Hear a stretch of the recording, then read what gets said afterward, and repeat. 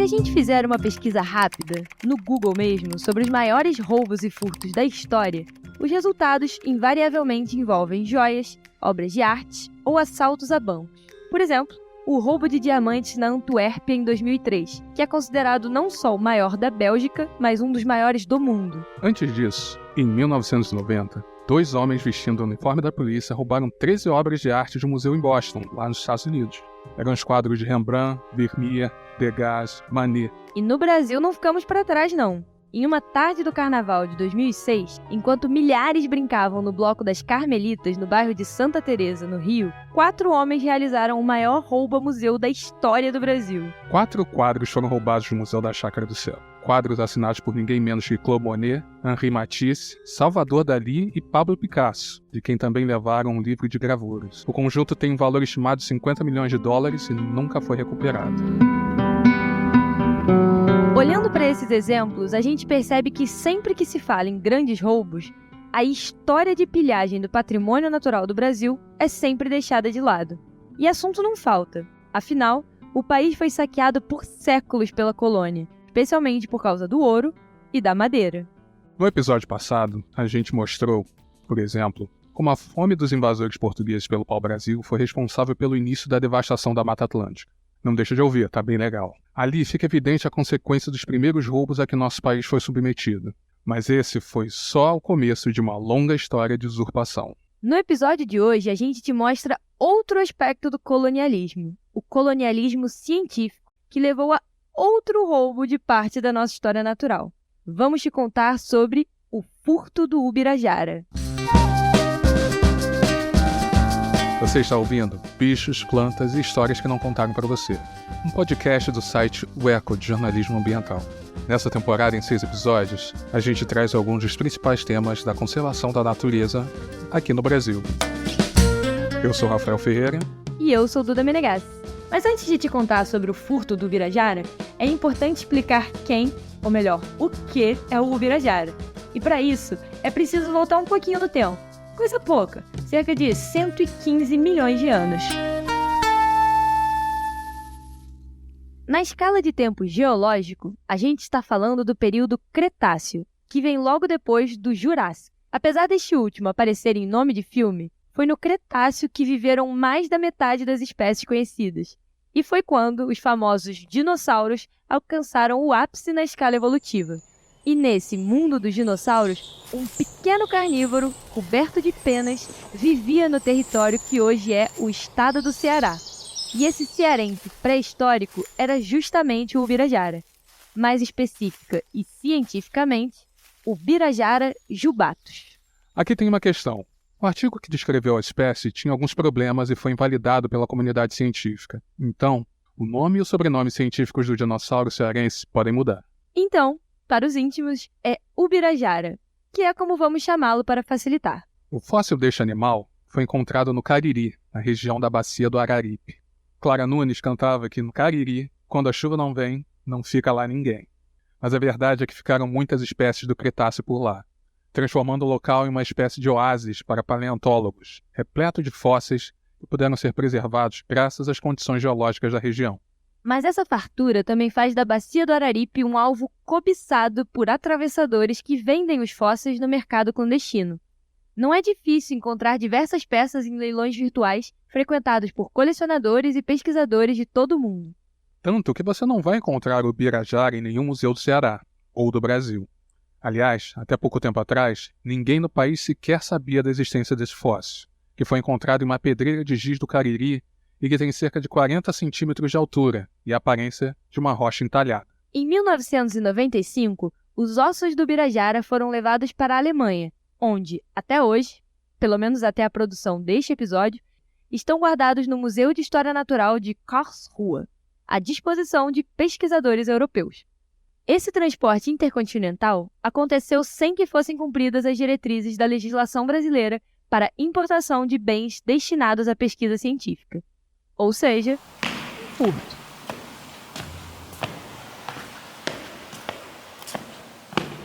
Pois é, e é por isso que eu estou aqui no Museu de Ciências da Terra, que fica no bairro da Urca, no Rio de Janeiro. E eu vim para conversar com Arthur Brum, que é paleontólogo do Museu Nacional, e com o curador do museu, o Rafael Costa Silva. E a gente vai falar sobre paleontologia e sobre o Ubirajara, e como que ele foi parar a mais de 9.000 quilômetros daqui. Esse barulhinho que vocês estão escutando no fundo é porque hoje é um dia chuvoso no Rio de Janeiro.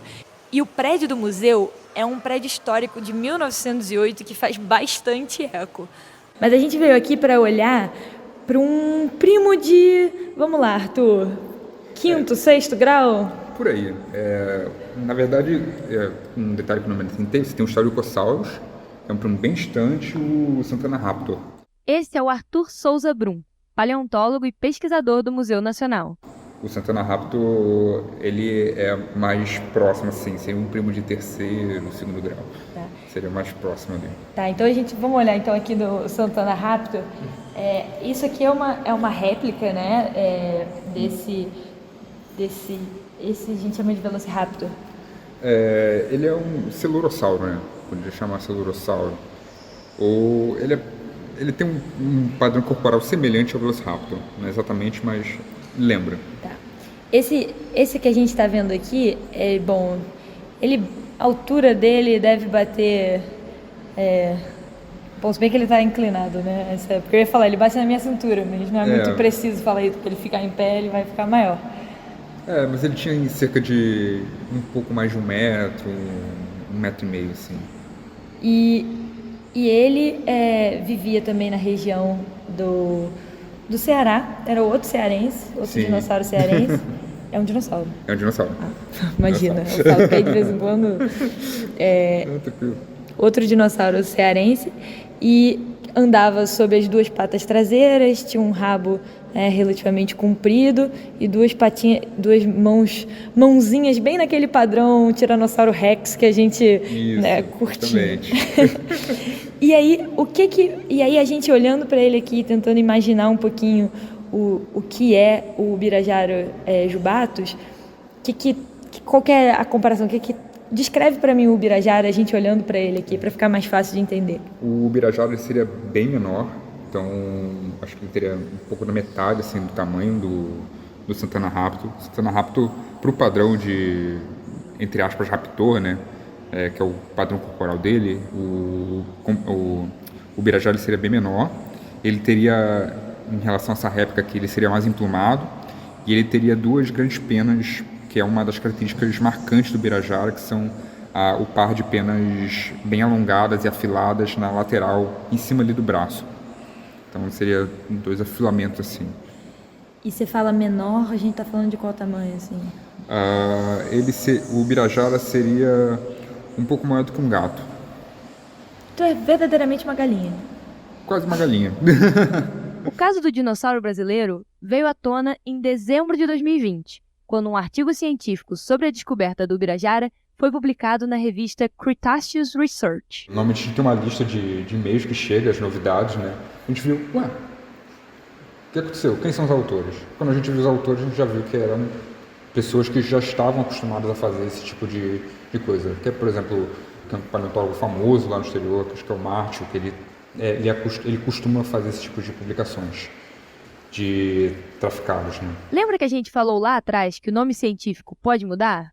Pois é, isso tem a ver com isso. Como o Arthur acabou de mencionar, essa publicação levantou uma série de problemas sobre a pesquisa. A primeira questão é como esse material saiu daqui do Brasil e foi parar na Europa sem os documentos adequados. E a segunda é por que a pesquisa não teve a participação de nenhum paleontólogo brasileiro. Isso vai contra todas as leis que tratam de fósseis no país. O Decreto-Lei número 4.146 de 1942, da Era Vargas, diz que fósseis encontrados no Brasil pertencem ao Brasil. Normas mais recentes, como o Decreto 98.830 e a Portaria 55 do Ministério das Ciências e Tecnologia, determinam ainda que qualquer movimentação para o exterior de fósseis brasileiros deve ser validada pelo governo federal e que a pesquisa de materiais coletados pelos estrangeiros deve ter a participação de pesquisadores brasileiros. Segundo o Arthur nos contou, os alemães reagiram. Eles negaram, eles disseram que era legal a extração de fóssil e eles apresentaram o documento do DNPM, que é um documento forjado. Você tinha casos de tráfico de fósseis que, inclusive, era com a questão lá regional, né, que foi até uma discussão para depor com relação ao funcionário de lá, que estava facilitando esse extravio e esse tráfico de fósseis. Inclusive a datação do documento, o documento é claramente forjado. E eles usaram esse documento como prova para a revista, e claramente a data era forjada, tudo era forjado. A repercussão entre os paleontólogos brasileiros foi imediata e culminou na hashtag Ubirajara belongs to BR, traduzindo, Ubirajara pertence ao Brasil. E isso se transformou em uma campanha pela repatriação do fóssil nas redes sociais. Na época, a Sociedade Brasileira de Paleontologia entrou na briga com um comunicado ao editor-chefe e editores da revista Cretaceous Research, mostrando surpresa pela publicação de material fossilífero brasileiro sem, aparentemente, a documentação pertinente para a saída de material fóssil do país. Eles afirmam que a autorização apresentada pelos autores possui notória falta descritiva do material autorizado que, no papel, é referenciado apenas como 2 caixas. A sociedade também diz que a documentação não foi respaldada pelo Conselho Nacional de Desenvolvimento Científico e Tecnológico, o CNPq. As contestações sobre a origem ilegal do fóssil fizeram com que o artigo fosse retirado do ar pelo periódico. E conforme as coisas foram acontecendo, segundo Arthur, passou a ser um problema diplomático. Houve esse levante, né, principalmente na internet, com a Aline Gillard, que ela levantou a hashtag Ubirajara belongs to BR, e houve toda uma acessibilidade da comunidade científica, inclusive em aspectos internacionais também, com essa hashtag criada, e com o levante dos cientistas questionando a validade dessa espécie, e a revista não viu outra opção senão se retratar. E isso é inédito assim, em termos de publicação, né? E abre um precedente muito importante para a história de publicações desse tipo de material para o Brasil. Todo pesquisador agora que for publicar material brasileiro, que for estrangeiro, material oriundo de tráfico, vai se perguntar 2 vezes se isso procede ou não. Então é importante reclamar sim, é importante ter esse levante e questionar esses aspectos científicos. É uma questão de ética. E vale ressaltar aqui que esse não é um caso isolado. E aqui é muito legal, então, que a gente está vendo uma placa. Que tipo de rocha é essa? Esse é um calcário. Uma rocha de calcário que conseguiu preservar um pedaço de tecido mole, que é super raro, né? Ele estava comentando que é super raro ter esse tanto de... E isso era a barbatana do Tupandactylus, que era um pterodátilo. Na verdade é a crista ali, a crista craniana, né? Então ele é um réptil voador, um pterossauro, e isso é toda a parte da cabeça dele, a crista, né? A gente está falando de uma espécie que viveu há, quantos milhões de anos atrás? Em torno de 110 milhões de anos. Tem essa formação geológica em particular. Esse que vocês ouviram junto com o Arthur é Rafael Costa da Silva, paleontólogo e curador do Museu de Ciências da Terra. Ele acompanhou de perto a saga para trazer de volta esse outro brasileiro perdido no estrangeiro. O fóssil de pterossauro, aquele dinossauro voador que a gente vê nos desenhos e filmes, também foi descoberto na Bacia do Araripe e estava sob custódia temporária da Bélgica, no Instituto Real de Ciências Naturais. O achado arqueológico também foi exportado ilegalmente para a Europa. E foi graças a um acordo entre a Embaixada do Brasil no país e a instituição científica belga, realizado em 2021, que foi feita a repatriação do crânio incompleto do pterossauro Tupandactylus imperator. Ele chegou no começo de 2022 para a gente, em janeiro ou fevereiro, se não me engano. Esse fóssil foi identificado na Bélgica, ele estava emprestado para o Museu de História Natural em Bruxelas, né? Ele, na verdade, pertencia a um colecionador particular e ele estava emprestado para esse museu na época, e um paleontólogo que estava visitando o museu na época reconheceu esse fóssil, né, e iniciou algumas tratativas meio informais para saber se seria possível trazer esse fóssil para cá, né. E o Serviço Geológico do Brasil tem uma área, né, de assuntos internacionais, um departamento de assuntos internacionais, e que lida com esse tipo de questão, né.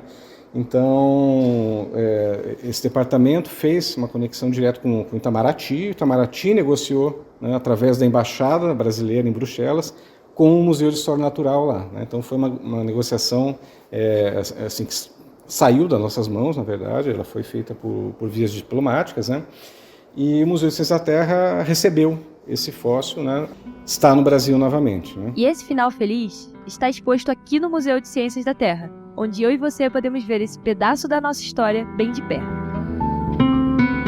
Apesar da recusa do Museu de História Natural de Karlsruhe em devolver o Birajara ao Brasil, em julho de 2022, o Conselho de Ministros de Baden-Württemberg, na Alemanha, decidiu que o fóssil do dinossauro brasileiro deveria voltar para este lado do Atlântico. A repatriação foi proposta justamente por causa das condições, no mínimo, duvidosas da importação. Mas é importante dizer que essa foi uma decisão diplomática entre os dois países. Tanto o museu quanto o pesquisador alemão que descreveu o Birajara ainda sustentam que o fóssil deveria ficar por lá.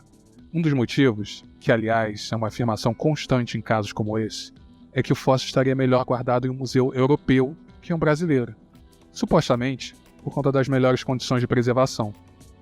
A gente tem visto nos últimos anos um descaso com a área dos museus, que o nosso patrimônio cultural, material e imaterial sendo perdido, muitas vezes até sem nem ter sido estudado, né? Exatamente. Como foi o caso do Museu Nacional. Quando a gente traz essa discussão, né, sobre trazer de volta para o Brasil, a gente, não é a primeira vez que eu já escutei isso.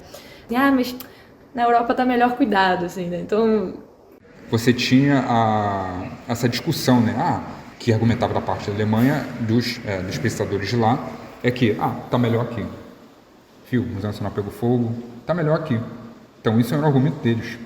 Mas eles se esquecem que os dinossauros que a gente viu ali na outra sala, eu acho que está perdido por causa da Segunda Guerra Mundial. Eu acho que é uma série de condições. Hein? A gente viu desastres acontecendo em vários museus brasileiros. Na última década, em especial, né? A gente teve o Butantan, o Museu da Língua Portuguesa, né? E o Museu Nacional, assim, para a gente, né, foi o mais emblemático. Mas eu acho que existem outros desastres que não são tão visíveis. A falta de financiamento, ela pode destruir um museu tanto quanto um incêndio, só que devagar. Né? É um fogo lento. E isso é uma situação que a gente vê na maioria dos museus brasileiros. Então, eu acho que falta políticas públicas que incentivem mais os museus. A gente passou agora um período de praticamente 10 anos sem ter um edital sequer público para financiamento de qualquer coisa que fosse em museus. Então, é necessário que a gente tenha isso, né? Então, é um ciclo, é um processo, né, que se retroalimenta. Se você manda todas as coisas importantes lá para fora, as pessoas não vão ver os museus aqui. Se as pessoas não vão ver os museus aqui, os museus não conseguem recursos, não conseguem trazer recursos. Né? Então, por isso é importante, né, que os fósseis importantes brasileiros estejam no Brasil. Né? Isso ajuda a gente a trazer recursos para cá, isso traz visibilidade para o museu. Né? E é com isso que a gente consegue cuidar dos acervos. Né? Cuidar de acervo é uma coisa barata. O que acontece é que, como se passa muito tempo sem investir, aí você acumula. É como uma casa. Se você cuida da casa diariamente, tua casa está sempre bonitinha e você vai gastar pouco. Se você deixa ela quebrar, você vai ter que fazer uma reforma completa e vai sair muito mais caro. É mais ou menos a mesma lógica. A paleontóloga Lucy Gomes de Souza, pesquisadora da Universidade Federal do Amazonas, diz que o retorno do Birajara é um marco histórico mundial na luta contra o colonialismo científico. A nossa Constituição, a nossa lei considera, né, que os fósseis eles são não só bens científicos, como bens culturais, e que eles pertencem à União.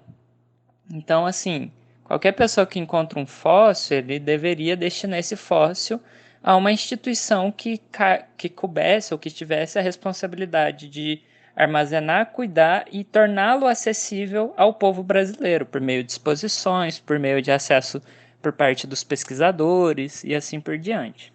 Então, nas nossas leis, né, não é só proibido, por exemplo, a gente ter fósseis em casa, como uma coleção privada, como também é proibido o comércio de fósseis. Só que a lei e algumas diretrizes, né, relacionadas ao estudo de fósseis permite, por exemplo, a gente fazer parcerias com instituições estrangeiras e que uma parte desse acervo realmente possa ser, por meio dessas contribuições, doada, né, destinada a instituições internacionais. Só que em nenhum desses contextos, aquilo que a gente chama de holótipo, que é o espécime que a gente se baseia para descrever a espécie, para dar o nome, né, à espécie, ele nunca pode estar depositado fora do Brasil. Ele pode estar emprestado, mas ele tem que pertencer a uma instituição brasileira. A Lúcia é uma paleontóloga não binária e transfeminina que também é pesquisadora da Faculdade Estácio do Amazonas. Segundo ela, o mais importante da volta do Birajara talvez seja o precedente que ele abre. A ministra lá da Alemanha, ela solicitou que o museu que está, né, com o Birajara, não só devolva o Birajara, como prove que todos os outros materiais brasileiros que estão lá de forma legal. E aí entra a parte interessante. Nenhum desses materiais que estão lá tem como ser provados que estão lá de forma legal. Então, eles não vão ter que devolver só o Birajara, eles vão ter que devolver todos os materiais que estão lá, porque eles estão lá de forma irregular. Então, a gente não está ganhando só o Birajara, né? O Birajara, ele está voltando para casa com todos os seus parentes no bolso, assim. Talvez não no mesmo período, né? Mas é aquilo, vai abrir um precedente para que esses outros materiais possam, enfim, ser resgatados. Porque nesse museu específico, em alguns outros museus da Alemanha, existe um monte de holótipo, né? Que é esse material importante para a gente saber, né, a qual espécie o organismo pertence. Eu só vou interromper rapidinho a Lucy para explicar o que é um holótipo. Na classificação de espécies biológicas, o holótipo é o espécime no qual o autor da classificação se baseou para definir uma espécie ou gênero. Ou seja, o holótipo é basicamente o exemplar único a partir do qual foi descrita uma espécie ou subespécie. Lá na Alemanha tem vários holótipos brasileiros, de espécies brasileiras. Então isso vai permitir, né, esse precedente que está sendo aberto com o Birajara, vai permitir que a gente continue nossa luta contra o colonialismo científico, contra essas ações de tráfico, e repatrie mais uma centena de materiais fósseis que estão há décadas abduzidas, né, roubadas de nossa pátria. Então, talvez esse seja o ponto mais importante da repatriação do Birajara, né? Não só pelo retorno do Bira, propriamente dito, mas também pelos precedentes, então, que estão sendo abertos agora. E que isso vai ser eventualmente expandido para outros países e outras instituições que também têm materiais brasileiros de forma irregular. A Alemanha não é o único. Isso é uma coisa bem importante de se deixar claro, talvez, aí na reportagem, que estão se demonizando muito a Alemanha e tal. E isso é errado, né? Não é culpa da Alemanha, é culpa de algumas pessoas específicas que fizeram ações erradas. E que a Alemanha não é o único país que tem material brasileiro de forma irregular. Os Estados Unidos têm, o Reino Unido tem, a França tem, e por aí vai. Então ainda existe uma luta muito, muito grande. E o Birajara, ele está sendo o nosso bastião, assim, né? Nosso guarda-chuva que vai permitir que a gente reaveja, né, todos esses outros materiais. E aí só uma coisa, né, que antes mesmo do Birajara ser repatriado, né, igual está acontecendo agora, só toda essa discussão que foi gerada na internet possibilitou que algumas instituições que não sabiam que estavam cometendo um crime devolvessem de imediato os materiais brasileiros que eles tinham do Araripe. Então vieram, né, reportagens relativamente recentes, né, devolveram um pterossauro, devolveram umas aranhas, devolveram vários materiais que estavam irregularmente depositados fora do Brasil. Então, assim, isso aconteceu antes mesmo dele ser repatriado. Então, imagina o poder que a gente vai ter a partir da repatriação desse material. Então, é definitivamente um marco histórico, assim, mundial na luta contra o colonialismo científico.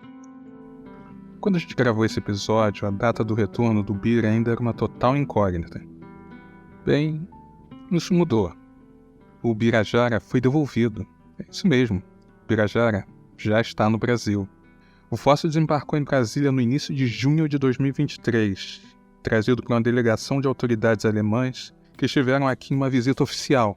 A gente também não sabia qual museu ia receber o Birajara.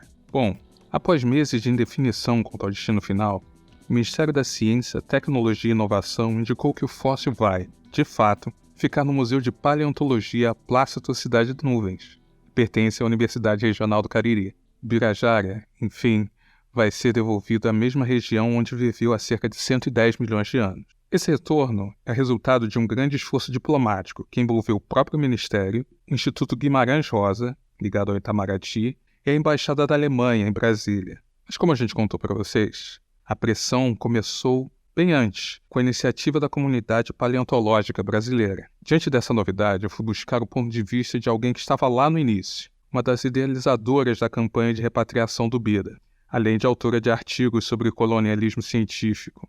É a paleontóloga Aline Gilardi, professora da Universidade Federal do Rio Grande do Norte. Vamos ouvir o que ela tem a dizer? É importante que materiais como esse, sempre que possível, fiquem próximos da região de origem deles, porque isso traz retorno para a região. Então, exemplos. Localmente, esse fóssil ele pode ajudar a formar cientistas locais, ele vai servir de suporte educacional para as escolas, ele vai ajudar a atrair turistas, vai ajudar a atrair mais cientistas para estudar esse fóssil lá no seu local de origem, além de atrair investimentos para o museu, e tudo isso culmina num auxílio ao desenvolvimento da região. Outra coisa é que a presença desse fóssil lá, né, a permanência desse fóssil lá é muito importante para desenvolver o sentimento de autoestima da população local, e o sentimento também de proteção pelo patrimônio por essas pessoas, né, que essas pessoas elas tenham orgulho do seu patrimônio e que elas queiram protegê-lo. O caso do furto do Birajara é emblemático, mas o colonialismo científico não se aplica somente aos fósseis ou ao passado. Ele tem relações diretas em como se faz ciência hoje. Isso envolve os estudos da nossa biodiversidade contemporânea, por exemplo, e os descendentes do Birajara, por assim dizer. A gente tem essa história natural diversa, a gente tem que conhecê-la melhor, e isso é um patrimônio cultural que é acesso de todos e que tem que ficar nas nossas instituições. Assim como todos os países têm o direito de exercer a sua soberania nacional. A gente também tem o nosso direito. Isso não deve ser exclusivo deles. Quando se fala de decolonialismo, a questão de colonização, isso é muito forte. Como, por exemplo, na Inglaterra você tem templos inteiros egípcios ali dentro de um museu. Eu acho que é um debate muito forte, né? O Birajara é mas tudo isso que está junto com o Birajara é importante ser debatido. Tão importante quanto ele é justamente fomentar esse debate na própria população, para atentar que materiais importantes e coisas que são importantes para a gente, nacional, para a nossa história e cultura, está sendo devolvido e que a gente precisa lutar por isso. Ter uma comunidade científica brasileira fortalecida é fundamental para melhor pesquisar e proteger o patrimônio natural do país, sem roubos, sem furtos. Afinal de contas, Brasil belongs to Brasil.